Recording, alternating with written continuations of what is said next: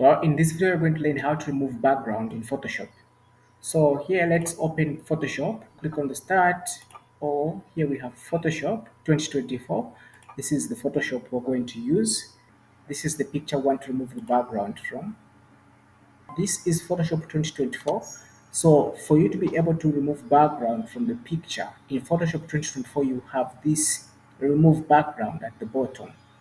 When you click on this, it's going to remove the background for you without doing anything.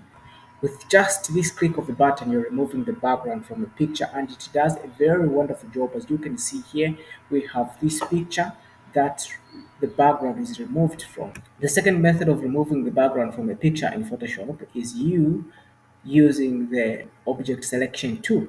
So we have the object selection tool under the magic word tool here. When you click on that, you can just drag on top of the object you want to select and let go. Then Photoshop is going to select the subject in the selected area. You wait for it to do its thing. As you can see here, it's loading. And just like that, this chicken is selected. So what you can do here is just press Ctrl J on the keyboard, click on the move tool, come to the layers and delete this background or just hide it.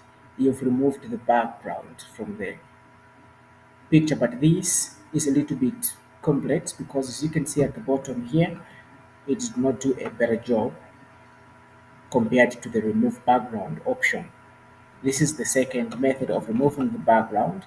Another way to remove the background from the picture is just come here on the select, then you're going to select subject option.